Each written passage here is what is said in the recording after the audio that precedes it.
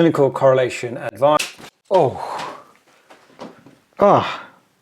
what was that? You just can't throw like a request card at someone. That's just, I'm in the middle of working, you just threw, that's weird, man. We need to try and figure out like what it is you're looking for us to be able to figure out what scan it is that you need. You just can't write CT scan, you've actually written some things up.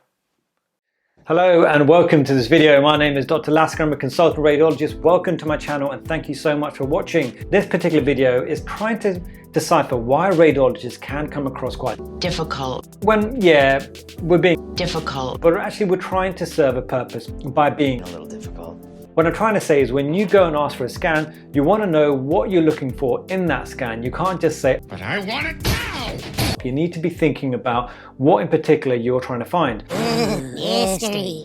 I hope that makes a bit of sense. If you haven't seen my contrast video, that might be a useful place to start before watching the rest of this video. Now, when you inject contrast into a patient, you can leave it for a certain amount of time and know exactly where it is within the compartment of the human body. Now let's try and break this down a little bit more.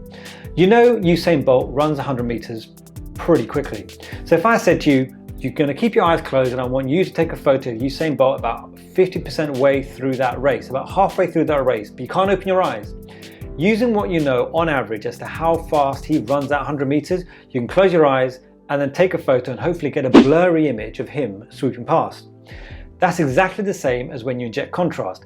Replace Usain Bolt with a contrast and then you put him in, you let him start running and you know about 30 seconds you should be looking at an arterial phase image, 70 seconds at a portovenous, and anything more than that you're going into the kidneys and the urinary bladder. That can be really useful because different pathologies act differently at different phases of imaging. So you can see the contrast timing has everything to do with the kind of scan that you're asking for. This is really important because sometimes you do get the situation where someone is not entirely sure whether someone's got a PE, a pulmonary embolism, or they've got an aortic dissection.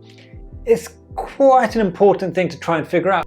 Okay! Because if you go back to your normal anatomy, you'll see that the pulmonary arteries are different from where the aorta is. And therefore you can't have contrast in both systems at the same time. Now let's look at this scan. You can see it's really bright in the pulmonary artery system. Go a few slices higher and you may be able to spot that weird linear thing located within the aorta.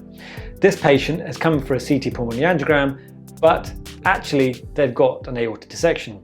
They have to come back and get another scan, and now you can see the same aortic dissection really easily.